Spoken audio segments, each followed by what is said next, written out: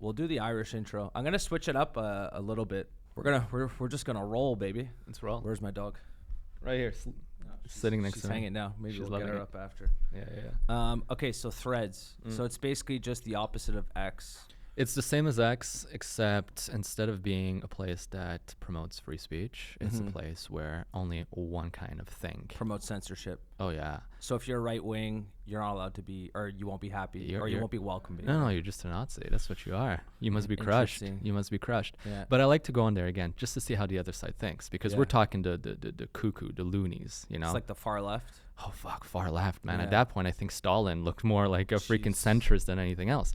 But it's good to see, because it reminds me that some people in this world really are that dumb, or I should say really that like indoctrinated, and they won't even hear any other side or any other arguments.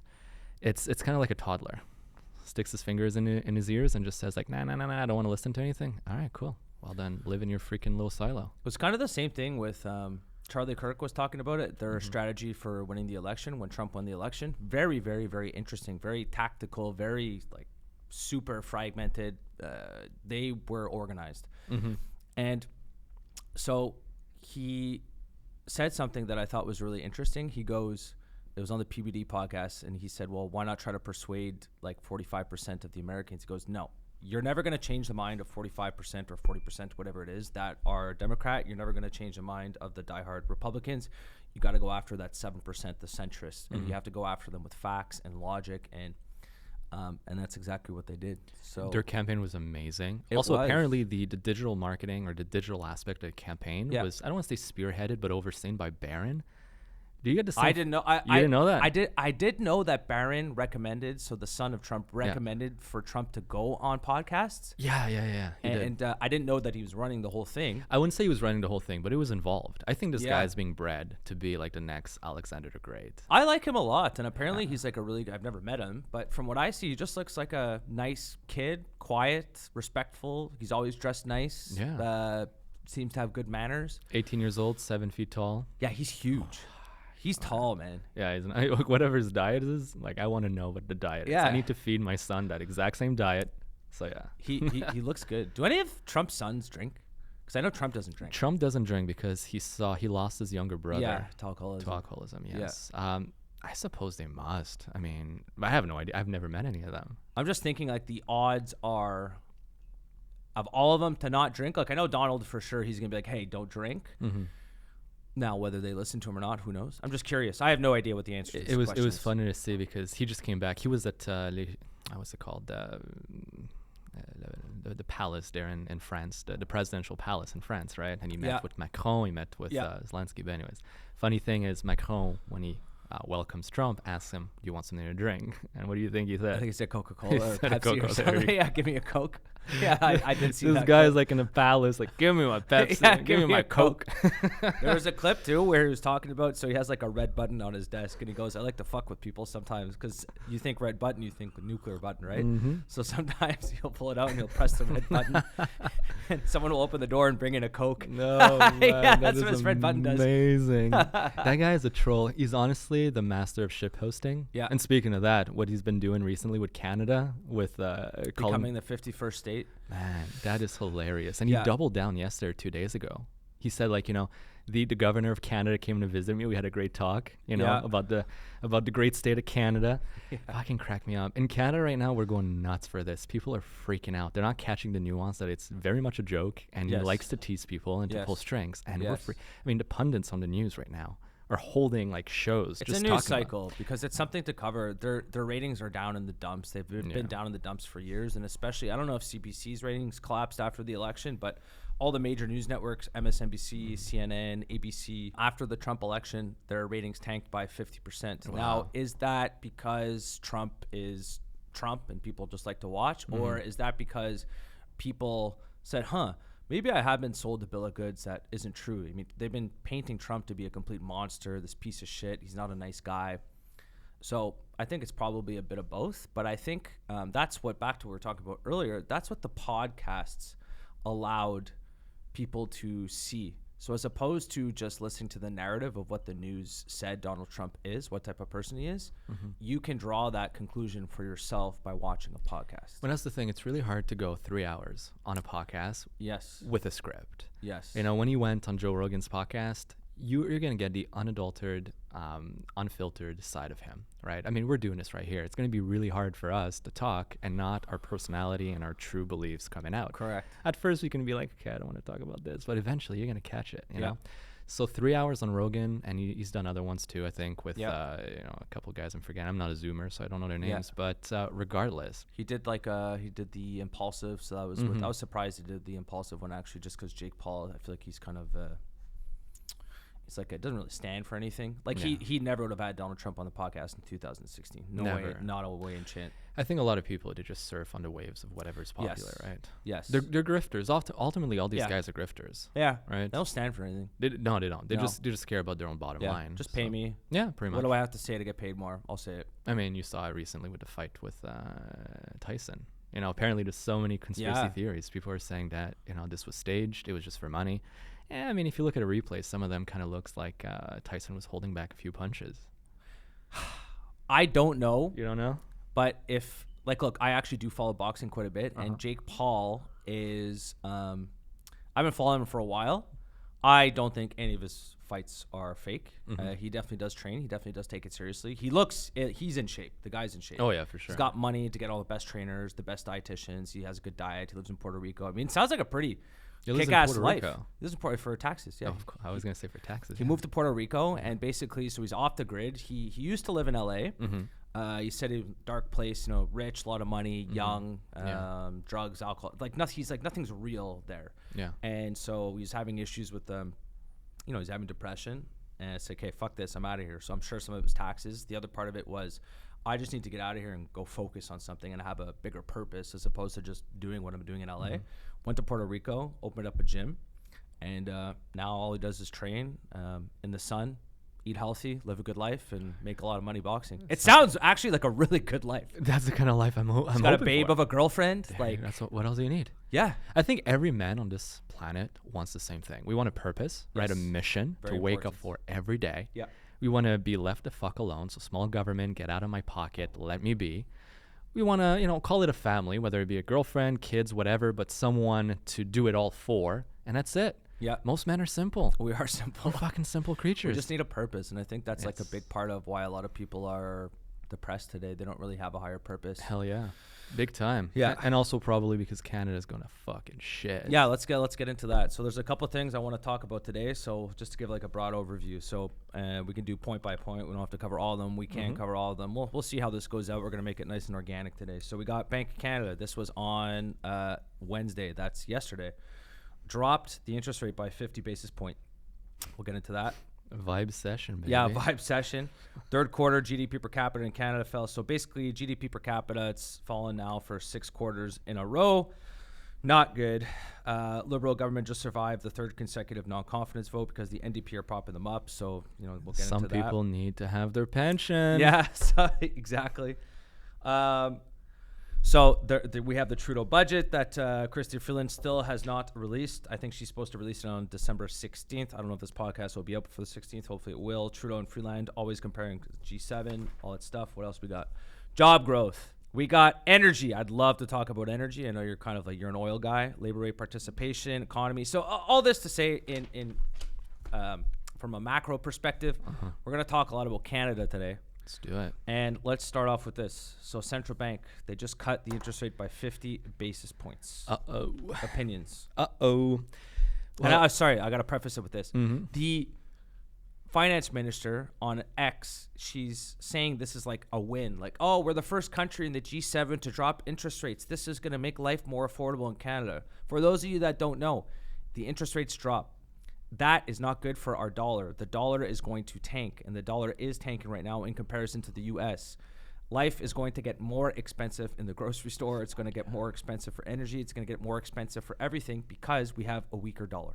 So anyone who thinks that this is a good thing, You either don't understand economics or you basically just believe everything that the liberal government tells you. So either that, or you're crumbling under debt right now, and you're just hoping for anything. Yeah, because there's two sides. A lot of people took on more debt than they could service. Yes. Back in the crazy low rate days of the pandemic, and then when the rates went back to more normal levels, I mean, 5% overnight rate is not unheard of. It's not ludicrous. It's a fairly normal, interest rate environment. They were going crazy. They were up to here. Mm-hmm. The loonie's getting crushed right now.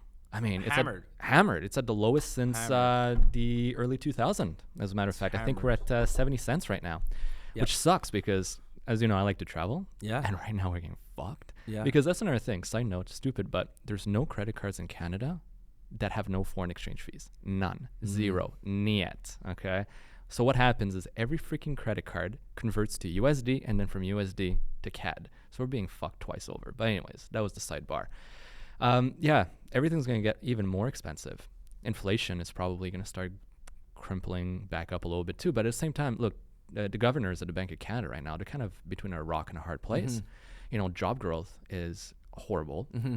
Unemployment rate is increasing. Bad. Mm-hmm. And the government too, and this is one thing that annoys me, they're really good at manipulating the narrative, right? They'll say, we've added, 40,000 more jobs than we anticipated. Sure, granted, you're correct. You've also let in, say, 800,000 people. So the job per capita has actually been going down. Yes. Yep. So we're in a worse place. Yes. No, so the interest rates being cut, I'm not a big fan of it. Ultimately, I think, the U.S. still runs the world. So you're going to have to kind of like cozy up to what the Fed is doing in the U.S. And if, the Fed did cut, but like we're talking about like a haircut, it was 25 basis point, I think. Yeah. And they've been holding it, and they've said they'll hold it for There were no rush to cut. There were no rush to cut. At all. Like if you look at all the data, their job growth is good. Yes. Investment, so capital expenditures in businesses, it's good. Mm-hmm. Research and development from companies, it's good. I mean, everything that is going bad in Canada seems to be going quite well in the United States. If they don't need to cut rates, why would they? Yep. Now, for exporting, this is going to help, obviously. But the problem is that we still import more than we export. Correct. When it comes to, grocery products and whatnot. What really hits people? You know what I mean? So, I mean, this is going to help us, sure, the manufacturing sector a little bit to have a weaker loonie. But the consumer, the typical day-to-day Canadian, I think you're going to get crushed even more. And the cost of living is just out of control now. And then also, too, with regard, so here's another thing. And this is where, like, we'll touch on real estate just a little bit. It's very interesting because we haven't seen that apocalyptic crash in Canada. Toronto condos are having a really big problem. Yes. I could see that being apocalyptic within a year and a half. Yeah. But overall, like Calgary, Montreal, like the real estate market, it's okay, but people need to understand that when you drop interest rates, it's just going to increase the cost of real estate even more because it's easier to get a mortgage. And if more people can afford to get a house, that typically is going to drive up the cost. It's a supply and demand thing. For sure. Like, I'm always of the belief that eventually fundamentals need to take over. We haven't had true price discovery in the markets for a really long time. We haven't had fundamentals like matter for a really long time. And every single time that there's a problem in Canada and in the United States and anywhere else, frankly, for like China does the same thing, there's always an intervention on behalf of the government. I think we're too far gone at this point. Like, we're getting to the end, as Ray Dalio likes to say, we're getting to the end of a long-term debt cycle right now. How does this play out afterwards? Nobody knows. It'll be interesting to see because everyone goes, oh, China's going to take over. They got a big debt problem too, and China's a big real estate problem too. So you would have asked me 5 years ago and I would have said exactly that. I would have said China's taking over. Today, not so confident anymore. So where, like right now, it looks, I would 100% agree with you. I'd say, the US is fucked. Today, they look like they're weathering the storm. They look like they're the healthiest country, I would say, in the world. And it's probably going to get even better with a new commander-in-chief at the helm. What's his name again? It's Daddy Trump. I'm so happy Daddy's back in the office, baby. This is the best thing to ever happen. First of all, I'm a big crypto guy. All right, I love crypto. Right, cool. So you know what? Congratulations, everyone. 100K Bitcoin. We're doing fine. But, this actually leads to, what can sovereign states do, right?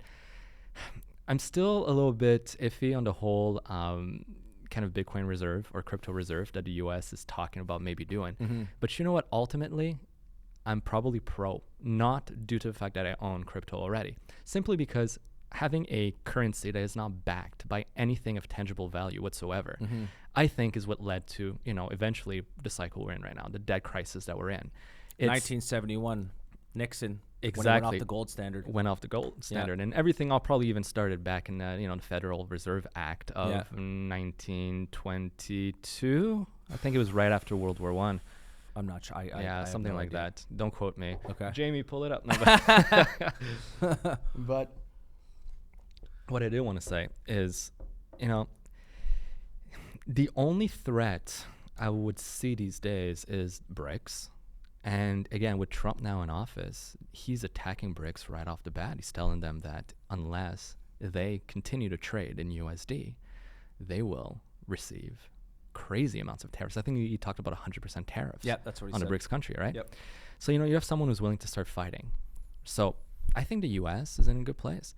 And I used to joke all the time with my wealth manager back in the day, a good friend of mine, Alex, and he used to say, never bet against the U.S. Mm-hmm. Never bet against the United States. And you know what? Fuck, I think he's right now. So there was Ken Griffin of Citadel, and I talked about this last week on the podcast. And the one thing he said, he voted for Trump. He goes, I didn't vote for Trump with a smile on my face, but I still voted for him nonetheless. Yeah, big business guy. And so the interviewer asked, well, like, what does this signify? There's tariffs, there's this, there's that. He goes, no, you're missing the big picture here. He goes, the fact that Trump got elected, it's a signal to the rest of the world that we are open for business. Capital is going to flow into the United States. Business capital is going to flow into the United States. I hope that as a country, we can take advantage of that and piggyback off U.S. productivity. We are not doing that right now, having the Trudeau cabinet and the NDP coalition, the Liberal NDP coalition. Right. Like, I don't know what we're doing. We're gonna get into that later. Mm-hmm. But man, it's frustrating. It is frustrating. It's very frustrating because we could be such a wealthy nation. We have so much energy. We have mining. We have forestry. We have like a land abundance. We have so many things, and we are run by people who do not know what they're doing.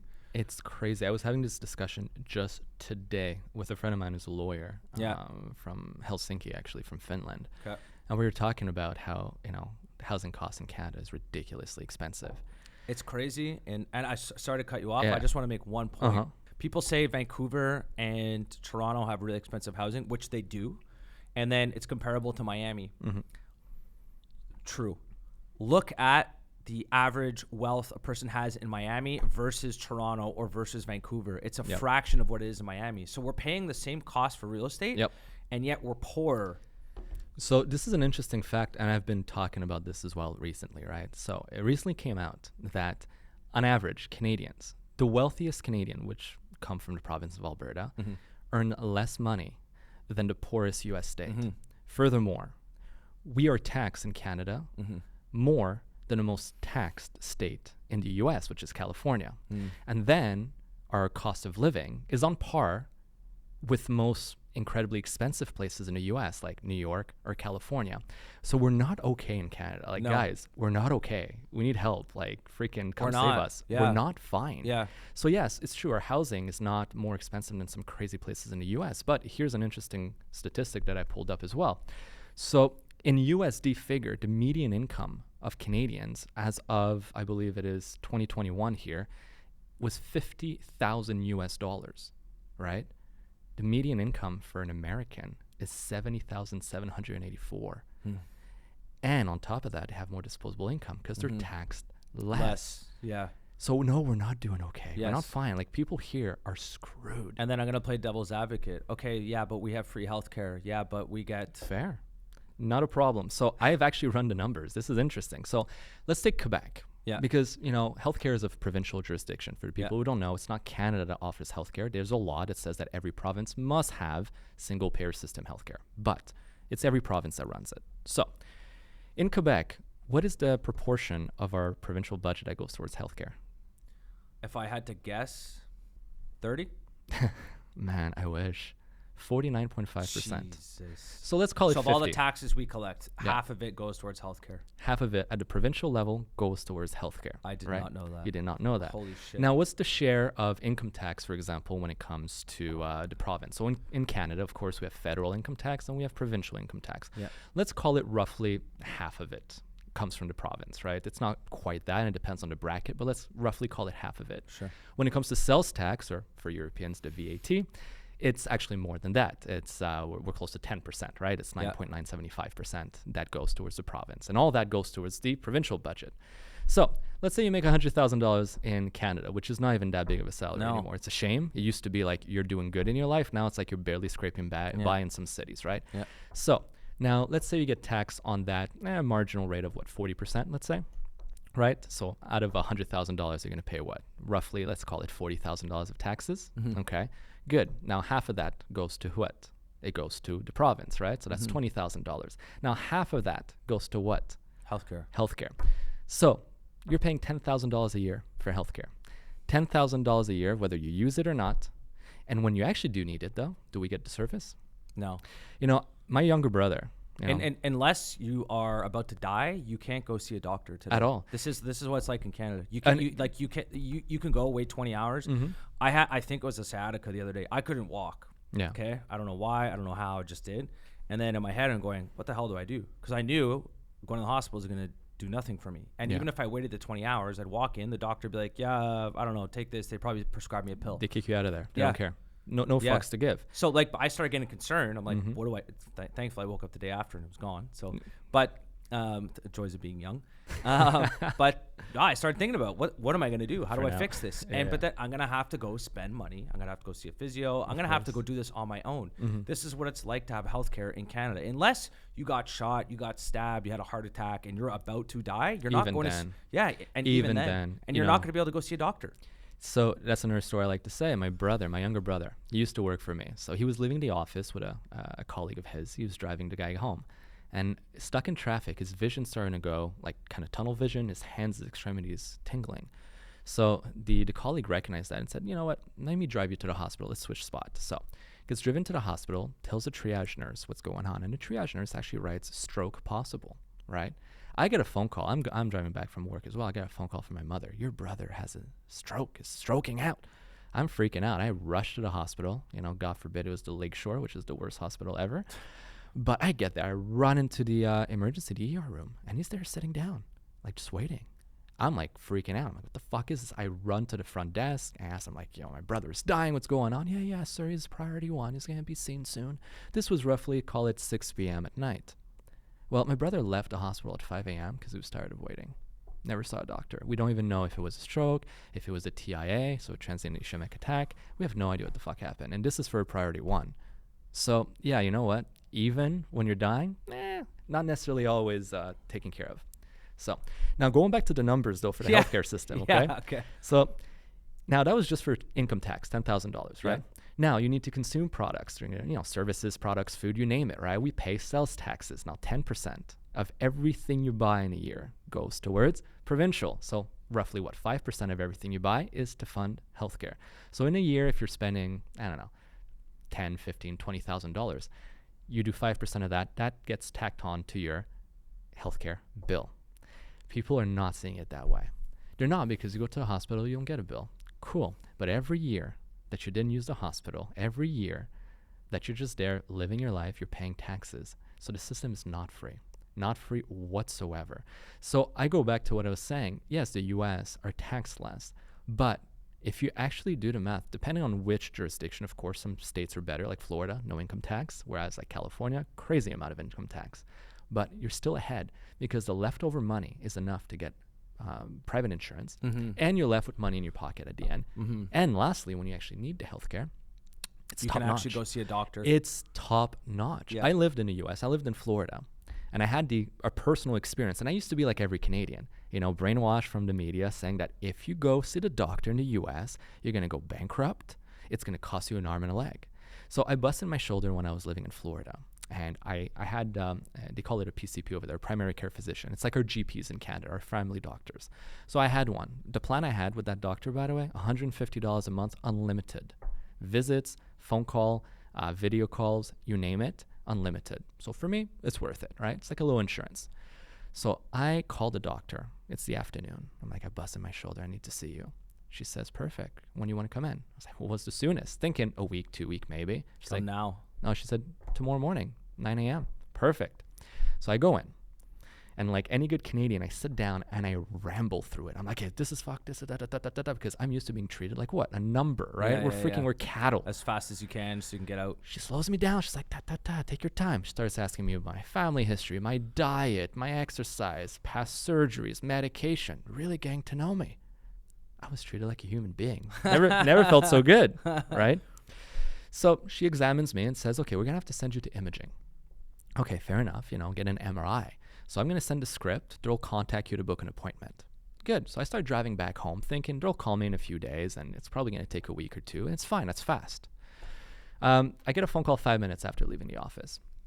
Hello, this is Boys Imaging Center. Is this Elliot? Yeah, it's me. What's up? Well, we'd like to schedule the appointment. When would you like to come in? So once again, I say, well, as soon as you can. And that's when they said, sure, we have availability tonight. Like, tonight? Hey, at 9 or 10 p.m. I was like, you guys are open this late? And the guy was like, yeah, why? I was like, never mind. So sure, I'll come 9 p.m. Then he asked me what insurance company I'm with. So I said, oh, it's going to be out of pocket. I'm not insured. Now I'm expecting a $2,000, $3,000, or even $4,000 bill. So he's like, okay, sir, so I do have to let you know the cost before. It's going to be $325 for an MRI. So I said, oh, yeah, no, that's fine, man, no problem. So I went in that night, I paid, got it done. The next morning I wake up, results are in, everything's fine. So you know what? I freaked out. I called my mother back home. I'm like, Ma, you won't believe this. I tell her the story. And she tells me, you know what, Elliot, I have a friend who, just like you, needs a non-emergency MRI.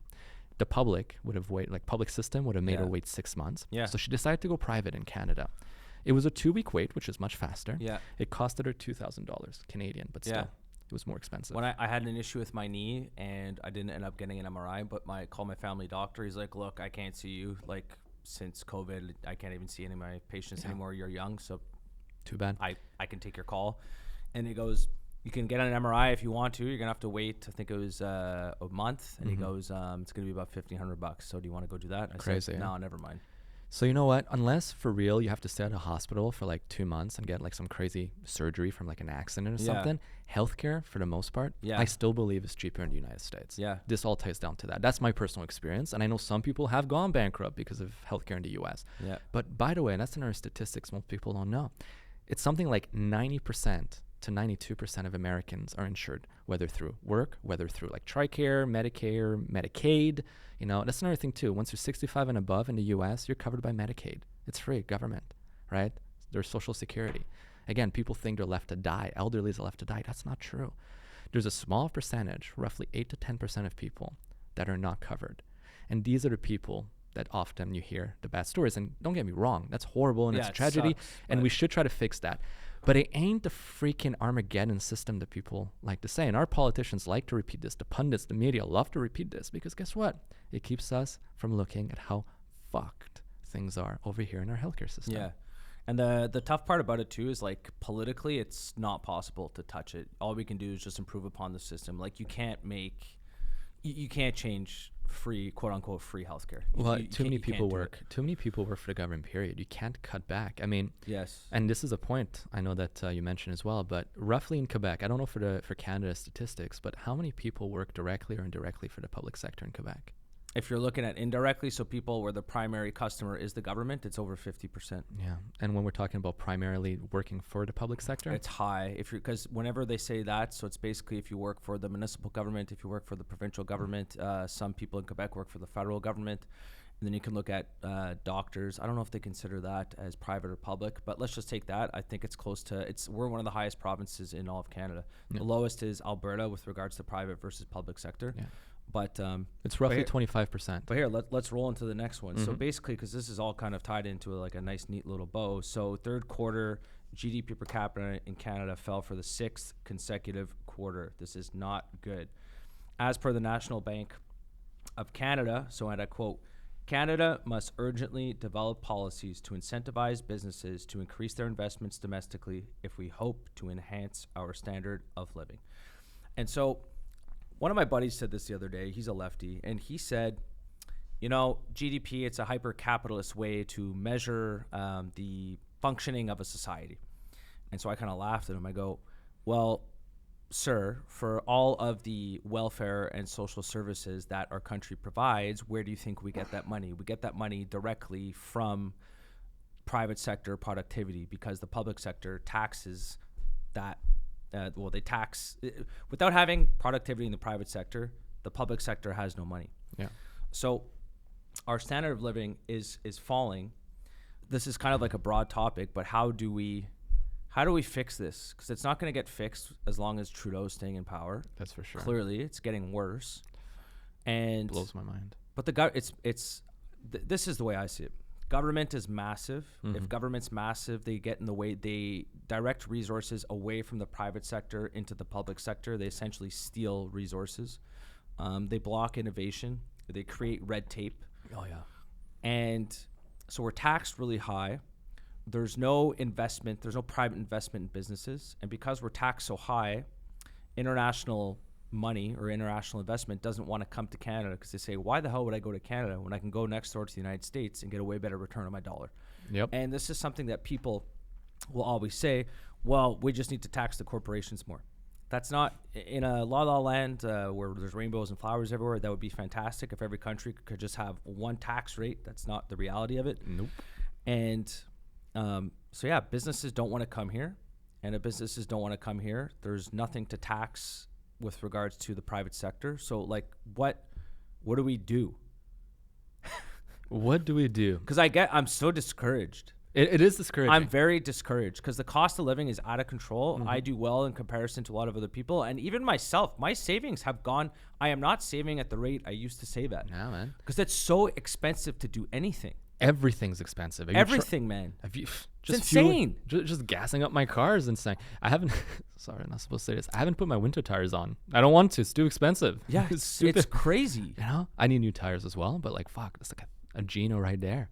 Yeah. Get it installed on top of that. I bet you anything, they're imported from the U.S. For sure. So we have to buy it in Canadian dollars. And wait, don't we have a tax? We have an eco tax on tires too. Yeah, there's a tax on everything. There's a now. fucking tax on tires. They keep putting these little taxes everywhere. So you have like the carbon tax. Yeah. You have tax on insurance. That's something. So they put the tax up on insurance a couple of years ago. Mm. It's like they keep finding other ways because they can't put the income tax up because people are already tapped out. Yeah. So they essentially just find all these other little taxes and loopholes. And whenever everything fails, just print money, man. Yeah. Because printing money is a tax on everyone else. And here's like another perfect example. So when Trudeau first came to power back in 2015, I think by 2016, 17 or 18, one of those years, so they made marijuana legal. Yeah. That's a new source of revenue, tax revenue for the federal government or the provincial government. I'm not sure. But regardless, it's a new source of revenue. Yeah.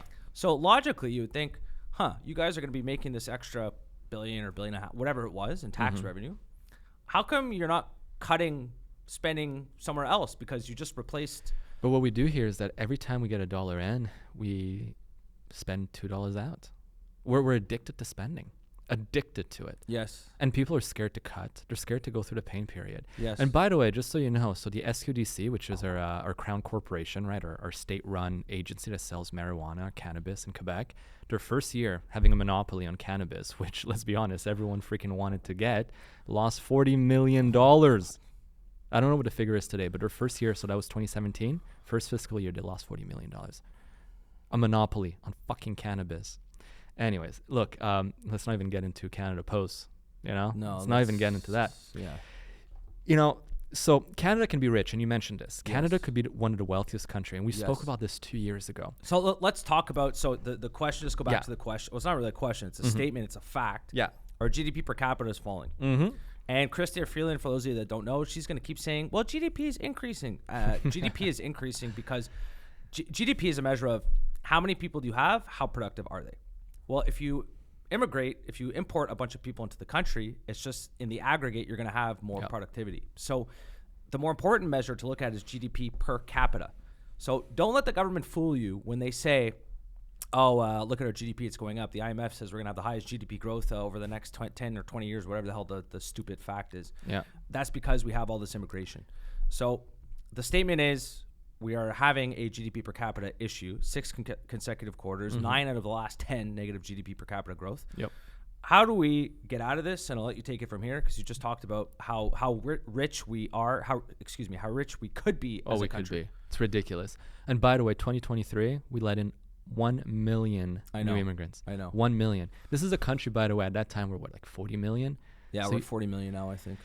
In 1 year, right? And we haven't stopped. We haven't stopped. So I was having a discussion with a lawyer from Helsinki, a friend of mine, and we were joking about Finland versus Canada. And I just got back from Norway, which is one of the top 3 richest countries in the world, right? They have the largest sovereign wealth fund, and they managed to fund this with one resource, oil. One. Yep. They manage it properly, they extracted it properly, and they invested the money, the proceeds properly. So I listed a bunch of things that Canada has because we're having the discussion. So we have a very, we were discussing about how we... And just, I have a question for you. Yeah. I think I know the answer, but you'll definitely know the answer here. Canada, if I'm not mistaken, has more oil than Norway. Correct me if I'm wrong. We do. Okay. Now, mind you, there's a caveat. A lot of our oil is stuck in oil sands, which are more expensive to extract and to refine. Yes. That is true, right? And the refining gets done mostly in the U.S., correct? We do have some refineries here too, but yes, most of the things are shipped to the U.S. Sorry, I cut you off there. But It's okay, man. This is part of the deal. We love it. We got a good discussion going on. And you're teaching me some stuff too, man. You say some things I had no idea about. Love it. So, we are discussing what kind of resources Canada has. So I listed a few. And if you think of some, let me know as well. So one, we have very large deposits of minerals. We're huge on minerals and important minerals that are becoming rarer as well. Yeah.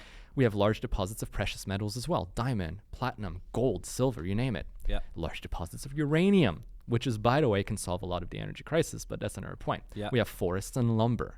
We have fish and fisheries. We have oil, baby, lots of oil, and we tons do. of it. We do. We have natural gas. Yeah. We have farms and livestock. We have arable land and agriculture. We have tourism, the Rockies and, the North, and we could have so much tourism as well. We have a tech sector, a healthy one, especially if you look at Waterloo, there's a lot of startups coming out of there. We have a financial sector out of Toronto, used to be Montreal, but Bay Street indeed. Used to be Montreal, but of course, we love our French and we fucked that up. We have a manufacturing sector, although not as competitive, we still do. We have fresh water, and that's going to be a beautiful commodity. We have the most lakes and most fresh water in the world. We do. I didn't know that. We're number one. We have over 2 million lakes in Canada. Jeez. Right? We're huge. So now, based on all that, a unaware listener might think, wow, Canada's probably fucking loaded. Nah, man. We got none of this because we're scared to exploit it. There's corruption and kickbacks and bullshit laws, regulation, red tape. We stifle and effectively cockblock ourselves from every single project. It's always complicated. I mean, we want to build a pipeline. You need the Indian nations to agree with us. We need environmental activists to agree with us. We need every government instances to agree with us. It's just ridiculous. Nothing gets done. Nothing gets done. So we want to solve the problem. Well, it's a multi-pronged problem, and we were talking about threads. I did write a response once to someone saying, how do we fix Canada? His comment, how do you plan to fix Canada? And I wrote a 8-step process, okay? Obviously, this is simplified.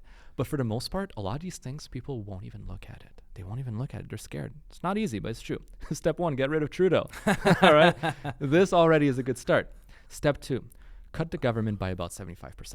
Okay, I'm sorry to say, but a government that's bloated like this costs too much, and you mentioned this, government employees or government agencies are non-productive members of society, of the economy. They don't make anything, and they don't provide.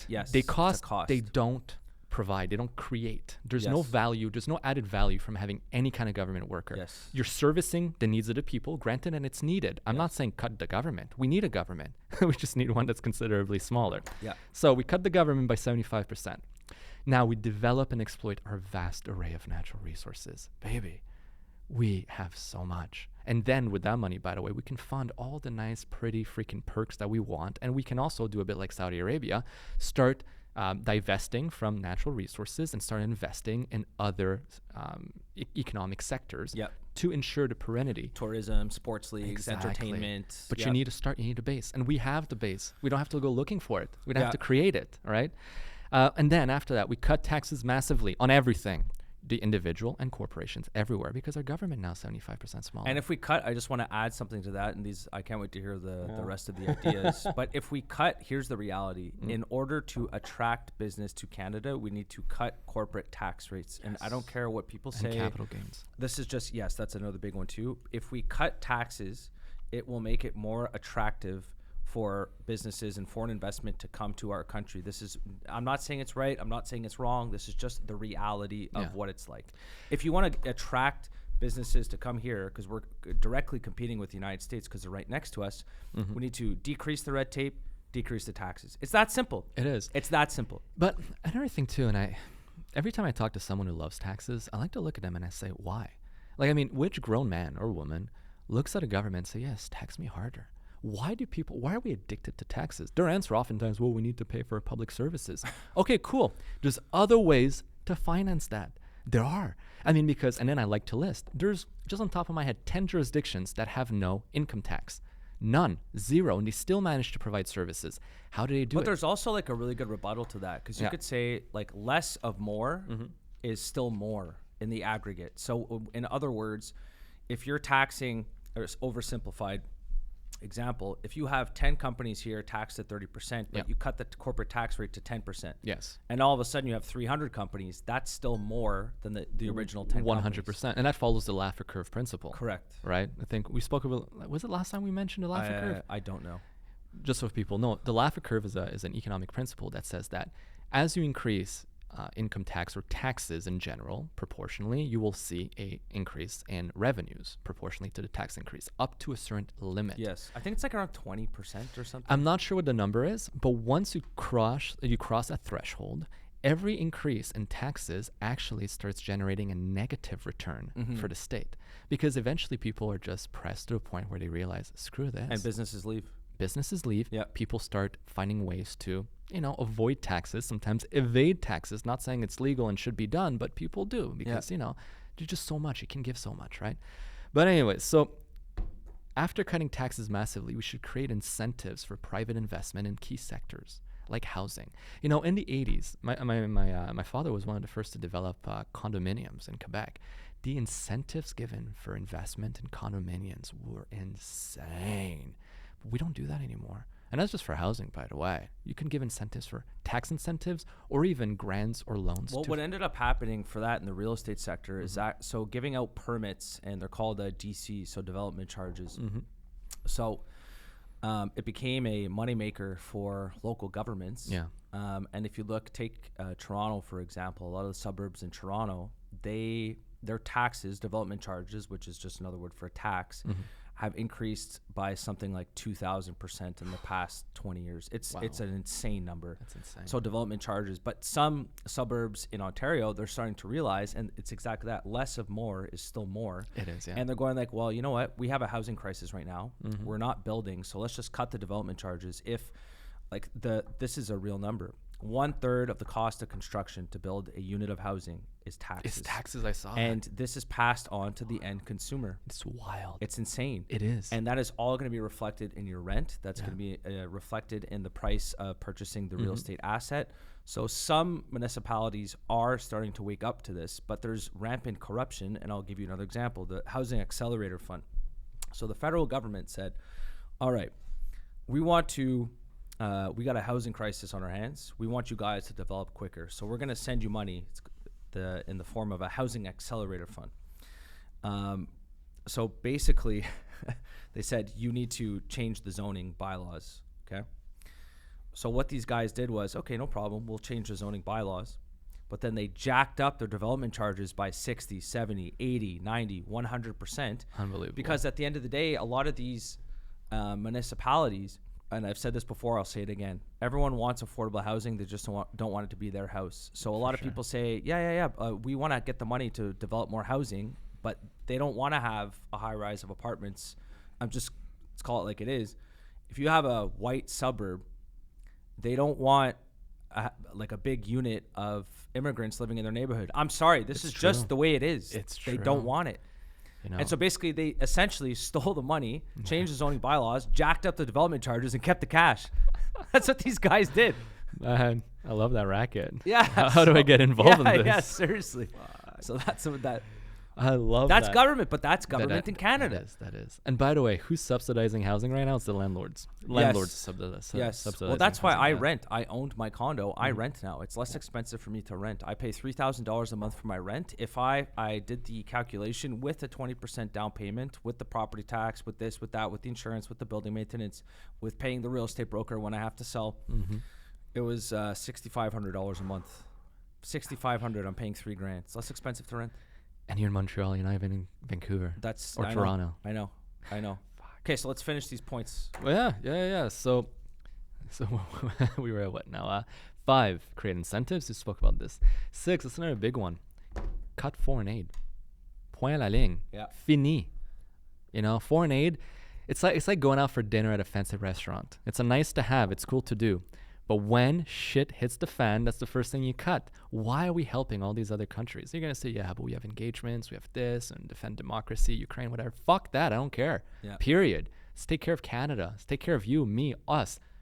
Let's be okay, be healthy as a country. We'll be able to do more good after. So cut foreign aid, all of it. Plus, anyways, let's call a spade a spade. Once the money leaves Canada, who audits it? No one. It's not audited anymore. It's the biggest slush fund ever. There was a politician the other day, and he said the same thing. An American politician goes, "Stop sending foreign aid, because you know what? Most of the foreign aid that we send to different countries, it never makes it down to the poor. Never. It gets embezzled by the people who are in power, and actually even the politicians who agreed to it. Because again, once it leaves Canada, so it's tracked. All of the money's embezzled. All of it. Yes. Or and sorry to cut you off again. Or ahead. If you take Ukraine as an example, this is another racket. When I don't know about Canada, but I know in the U.S., when the U.S. send foreign aid to Ukraine, Ukraine uses it to buy weapons, and they're going to use it to rebuild their infrastructure. Who gets the contracts to get the weapons, and who gets the contracts to rebuild the infrastructure? American companies. Yes. And part of the deal of the loan is you have to use the American companies. So all these defense contractors are... It's a huge slush fund. It's a massive slush fund. All that is, because these contractors would have never had government effectively subsidies. No. If it was not from those funds. Because again, and we go back to this, once a foreign aid package is accepted, it's audited all the way to the point where it leaves the treasury purse. From that moment on, the money vanished, gone. We cannot force the other country to do anything that we want with it. So what do? Even if we've signed contracts or whatnot, okay?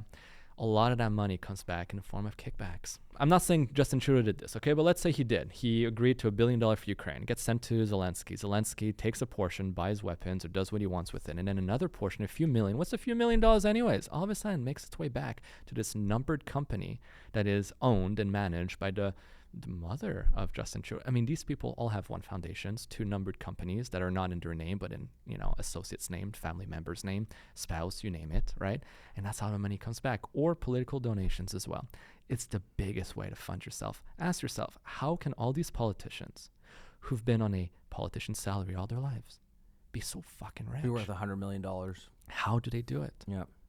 There's a reason. It's not just sheer luck. Well, it's out in the open now. It is out in the open. They don't even hide it. I mean, like a Nancy Pelosi, the fact that she's worth over $100 million. $200 million now. Or whatever it is. And she's straight up just passing law. She's buying the stock first.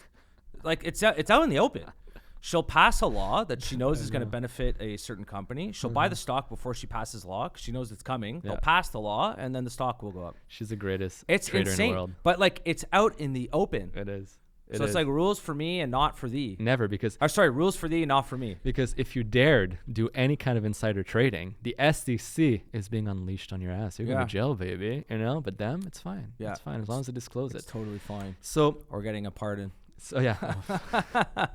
We don't have to go there. Moral of the story is, crack is a hell of a drug. Yeah, man, I think we should be getting it. Maybe we should be politicians, just get away with everything. But I told you last time, and I mean it, I'm unelectable, my man. Fuck, if you dig a little bit into me, the shit you'll find. Yeah, probably me too. Oh, fuck, yeah, I know. So, but you know what?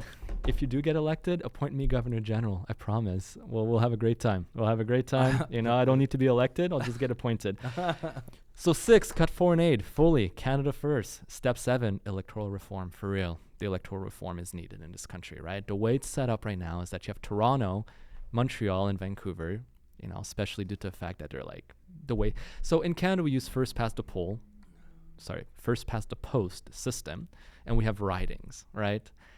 The way it's set up, the craziest liberal cities have all the votes, and the rest of Canada is forgotten. It's very hard for a government that's not liberal to be elected in this country. Very, very, very hard.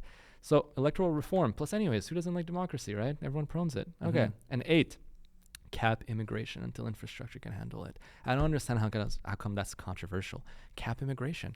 Because right now, by the way, I think they're finally starting to, I think it's not controversial anymore. No, it's not anymore. Trudeau's even, he made that post 2 weeks ago, I think, saying, hey, we got an immigration problem. We brought in a lot of people. He started blaming bad actors. Were there bad actors in the system? Yes, there were. But I mean, at the end of the day, it's incompetence from the Liberal government. For sure. But we used to be, gaslit into saying that if we disagreed with immigration, it's a strength of our nation. A year ago, I had a clip on TikTok, and a bunch of people were upset at me for saying that, hey, the reason that the cost of housing is, or one of the reasons amongst many why cost of housing is so expensive is, the supply is not keeping up with the demand. We're immigrating too many people, and people are like, hey, you're racist. Yeah. But it's a supply and demand issue. It's basic. If we're not building housing, and right now, so it basically takes the Looney Hour podcast I listen to all the time, especially for a high-rise condo. The whole project itself takes anywhere from 5 to 7 years. So right now, there are housing completions being done, but what they were talking about, they said there's no new housing construction starts now due to interest rates, due to the cost, due to many different factors. They were saying in the year 2030, there will be no new housing construction. Like nothing will be coming to the market. This is what's brewing in Canada. If we keep bringing in, if we think the housing crisis is bad now, wait until 2030 because there's no new construction that's going to be coming to the market. And this is the same pretty much across Canada. There's some stuff here and there, but in Toronto specifically, like there's no shovels in the ground. There's no shovels going into the ground. Nothing's being done. Yes. Nothing's being done. So and it's like they're just like. And now they're starting to, the federal government or provincial governments, I don't know, but they're basically or what they think is going to incentivize new construction. They're starting to, or they want to implement a vacant land tax. But these are like developers that, they hold the land. And so they're looking at the government going, look, the numbers don't pencil.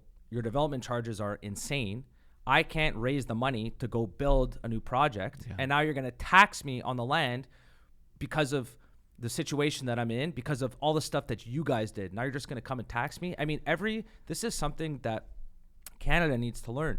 You can't tax your way to prosperity. And people need to understand this. You cannot tax your way to prosperity. And you can only tax a population and a business environment so much. And we've hit that point. Oh, a long time ago. Yes. And people are starting to wake up. People are starting to actually talk about it in the open. But this is a big issue. If we want to get out of this mess that we're in Canada, we have to drop taxes for everybody, for the common man, for businesses. And people are going to go, well, businesses are already rich. Yes, there are a lot of business people that are already rich. But if we want to attract foreign investment to our country, we have to compete with the United States. This is just how the world works. It is. If a company wants to come make money, again, I've said it on this podcast, I'll say it again. If you can go to the United States, or you can go to Canada, it's a no-brainer. You're going to go to the United States. Every single time. We have to compete with the United States. People need to get that through their fucking heads. This is the reality. This is how things actually work. Not in your pie in the sky, flowers and rainbows, and we can live this socialist utopia. We are competing with the U.S. for foreign capital. That's the reality. Fuck, that was perfect. Man, I'm emboldened. Clip some of that. That's the reality. Fucking right. No, you're right. Yeah, 100% right. Completely. Oh man, I don't even know what I was gonna say. 20 things, and now I'm starstruck. Yeah, 100%. We are competing. It is, more than just the U.S. It's a global economy. We're competing against everyone. Yes. And, fuck, dude, for real, I don't even know what I was gonna say anymore. I was just staring at you. I'm like, man, you're hitting it. But yeah, look, man, ultimately, it's okay. So it's once you're at the precipice that people find a will to change. And right now, people are so stuck that they're willing to finally maybe look at things. It's true. You're mentioning it too. Now, immigration's not even that controversial anymore. But a year ago, you were called like legit a racist Nazi. Racist, yeah. Yeah, it's insane. Yeah. The problem too with the immigration thing is that it's not fair for Canadians, but it's also not fair for them. They come here being sold a pipe dream effectively. And they get here and they realize they're broke. Yeah. They got no job. They got no housing. They're worse off here and than the they job were. too. So here we can get into some other data. Yeah. So here the where is it? Right now, youth unemployment across Canada. So that's anywhere from 25 to 34. It's at 14%. Ooh.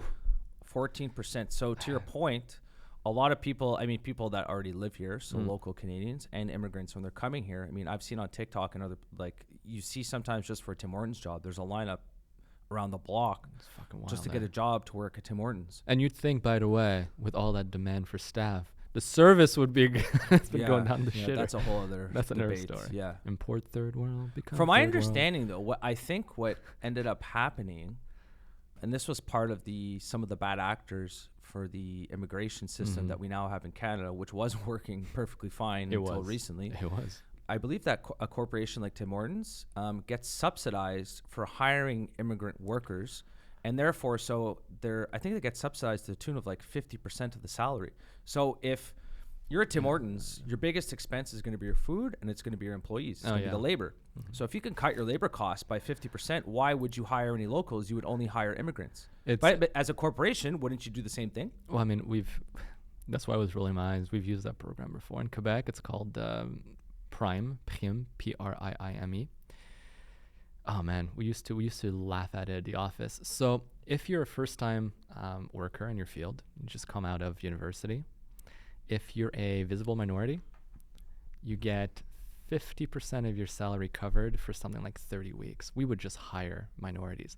And it's hilarious because you need to, man, I can't believe I'm saying this. It's actually stranger in fiction. The employee would have to go to a government office to get assessed to make sure they were minority enough. We used to joke thinking, do they have like a color sheet that they hold next to their face to make sure they're the right color? It's insane. But we used to have employees, we would purposely hire minorities just because their salaries were subsidized. I mean, fuck. What does that say about why not? Why not? Of course, like if 50% of their salary is paid by the government. Like the biggest cost that I work in a service industry, and you're like more on the web development side. But I don't know if it's more tech, it's not service, but I'm service. I provide a service. It's insurance. The biggest cost that we have by far is the labor. By far, it's not even close. Same with us. And if I could cut that by 50%, I would do it. Of course, I would do it. Of course, any companies. Yes. So if you're gonna, it's basically like again, it's not. I'll just say this. I'll give a little bit of credit, which I don't usually do to the current Liberal government. I honestly think their policies come from a good place. I do, but in practice, they just don't work. And they're not smart enough to realize how the real world actually works. And if there's a flaw in a policy, people or businesses will always exploit that flaw or that vulnerability. They will always. This is just how humans work. Of course, that's human nature. That's human nature. If there's a little flaw in the rules and regulations, it will be exploited. Gordon Gekko said it best. Greed, for lack of better words, is good. Yeah. So yeah, of course. But I mean, and that's another thing too, though, okay? And that's something that came from the travels, is the mentality we have in Quebec and in Canada as a whole is all about, there's no unity anymore. And I think that's a downside of immigration too. You don't have social cohesion anymore. So people here are all out trying to protect themselves and, enrich themselves. And I get it, because you're left alone to your own device and you're being screwed left and right. So you're like, fuck it, I'll screw right back. Mm-hmm. You go to a place, again, like the Scandinavian countries, over there, the unity is so strong. Mm-hmm. People don't abuse the system. I mean, they leave their freaking children outside to freeze in the cold, for real, while they go inside in a coffee shop, and they don't care. They'll leave their babies outside. Is that real? It's real. It's real? Really? Okay. Yeah. And, I mean, it's because people trust each other. In Canada, it used to be that. I remember as a kid, we used to leave our front door unlocked. Mm-hmm. God, I would never do that anymore. No. Fuck that. No, I think about it all the time too. Like in my at my house, I always lock the doors, and then I purchased a box. It's an RFID blocker, so because I don't want someone to steal my car. Yep. And so basically, I just put the key inside this box. So because the robbers, they'll come and they have like this signal that they'll use that will like remote. They can start your car remotely by picking up the signal of your key. Yep. So that blocks that signal, but 15 years ago, no one in Canada would have thought about purchasing this, and now car thefts are going through the freaking roof. And you must see this very personally, since you're in insurance. Yes, for car insurance. I mean, car thefts there's no ifs, ands, or buts about it. Car thefts are up like 400%. That's insane. Like everything is up since 2015, and something happened in 2015. Could it be an election of a certain individual who claimed that real change? I remember his victory speech. Real change. Sunny days, my friends. Sunny days. Real change did indeed come. Yeah. Yeah, real bad. No, honestly, it's insane. The country's gone to shit, and it will continue to go to shit because nobody's going to do anything. And sadly, you know what? Even though, look, next election, which by the way is another point too, it's the third non-confidence motion that gets defeated because in Canada, apparently, we love creating coalitions of unelected individuals. It's a flaw in the political system. It is a flaw, and man, the last one cracks me up. How Jackmeet. Yeah, they use in the I guess the wording of the motion, they use Jag words, like his own words, against him. I don't know if you saw that. So because when he tore up the supply and confidence agreement that he had with the Liberal Party, he made this whole speech about how Liberals have lost touch with the common man. It's too expensive. We can't afford it anymore. Blah, blah, blah, blah, blah. So what did Pierre Poilievre do? Is he took his words verbatim and inserted it in the motion of non-confidence, saying that because, the Liberal government has caused this, done that, he used the words of Jackmeet. And guess what he did? Jackmeet still voted against it, which is hilarious. You vote against your own speech, your own words. But at this point, you know what? There is going to be an election, like it or not, next year. Right? Yeah, I think I've come to accept that. And it's basically like my logic right now is the fact that is Trudeau and are the Liberals going to be in power up until November 2025? I would probably say yes. The way I'm looking at it is, number one, I just hope he doesn't light the country on fire on the way out. And number two, the longer he stays in power, I just think the bigger the majority is going to be.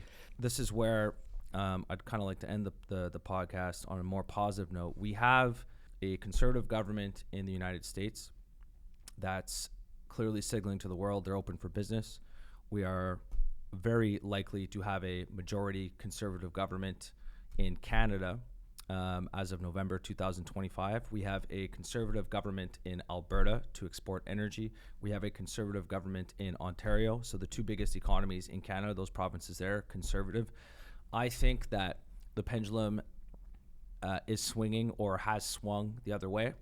And I think I think we're about to get some adults in the room. And you might not like Pierre Poilievre for who he is as a person, but policy-wise, and I care a lot more about policy than the person as an individual, I'm actually very bullish on where the country and where North America is going to be going over the next 5 to 10 years. That's my opinion. And I hope I'm right.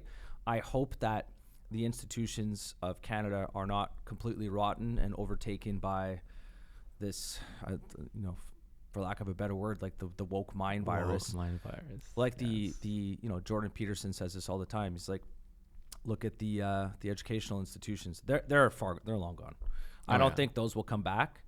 But I think other parts of Canada and other parts of government realize how bad things are. And I'm actually confident that we can get some stuff done, especially with the majority government. That's my opinion for moving forward. I hope so. I'm not as confident. Simply, why? There's only one reason. I'll use the words of the chief of staff of the former Minister of Transport for Quebec, Bonnardel was the name of the minister at the time, had the chance through BizBiz to go sit with his chief of staff. A guy from the private sector, never wanted to work for the government in his life. But when his good friend got elected and appointed as Minister of Transport, Bonnardel himself went to this guy and said, you've been in the private sector, you've built businesses, come work for me. We're going to change the game. We're going to actually do some change. So he came in and he was faced with the reality it's impossible. So imagine this. I'm in Quebec City in government offices talking to the right-hand man, the second in command basically of an entire ministry, and a huge one. Transport is huge. I pitch him a bunch of ideas to improve the efficiency of all the work sites for construction infrastructure and construction projects on transport infrastructure of Quebec. And the guy looks at me and says, guys, this is amazing. Me and my colleague, this is amazing, man. This could do a lot of good, but it's never going to work. I said, well, why, man? Why? And then he's like, okay, so there's 5,800 employees that work for the Ministry of Transport. Out of those 5,800, 13 are political appointments. The rest are there, whether it's us in government or someone else in government. Try to do anything. Nothing gets done. And then he told me his whole story. And you can't fire them. No. And then I looked at him like, are you telling me it's corrupted? He's like, I can't say that, but you know, make up your own opinion. So to have the second in command of an entire ministry. Why can't they fire them? Unions. But why not? This is where, like, I've thought about this a lot because it's referred to as in the U.S., and we can call it the same thing here, the administrative state. Mm-hmm. Unelected bureaucrats who pass laws. The same thing's happening in Canada. Yep. And you get people that go work for the municipal government, for example. They pass all these laws and legislation. We elect the mayor, but a lot of people that work for the city, for example, we never elected them. Why are you allowed to pass all these laws? Yeah. How can we never repeal any laws? So we'll call it the administrative state. Mm-hmm. If you had a guy or girl or political leader, like the reality is what needs to be done is they need to come in and say, you're fired, and figure out a way to get them fired.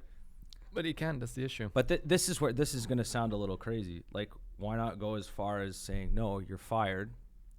And if you have to use force, you use force. I know that's crazy. No, but like we're getting to a point where it's like, guys, like, because it's either the system will collapse because it's just going to go, we don't have any money to give you. There's no more money. Yep. Like, I'm sorry, I don't know what to do. There's going to be, civil unrest, but we're going to have it anyways. I would love So why not have a smaller civil unrest with just, hey, or you mandate you have to come back into the office. And 30% of them quit. Perfect. Yeah. We just fired 30% of them. To be honest, anyways, most of them wouldn't do anything about it, I'm sure. The reality is, I think that's the best solution you can do. Obviously, there's unions and whatnot, but I would fire all of them. All of them. Most government bureaucrats are lazy. And I mean that. And I mean that with all my heart. They're lazy. Entitled. They're entitled. They're unmotivated. Because they're mediocre, and yes. they add no value to society, period. Because there's no oversight, and there's no incentive for them to do a better job. And this is the issue with government. We do need government. I'm not saying we don't need it at all, but one part of government is it's not their money. So for you and me running a business, yep. If we make a business decision, we're going to live with the consequences if it's a bad decision. For them, they don't really care because they just get more money from taxpayers or from borrowing money from other countries. And a lot of people still don't realize, like you mentioned, to add to your point, that it ain't the politician oftentimes that's the most powerful person in a city. And it's an easy one to imagine. You think the mayor is the person in charge. The real guy who calls the shot at a city is the general manager of the city. That guy is unelected. He's appointed. Sure, the mayor chooses him. But again, he's the one. And I know because I've dealt with cities. It's not the mayor I call. It's the general manager. And if he has the buy-in, the mayor has the buy-in. Simple as that.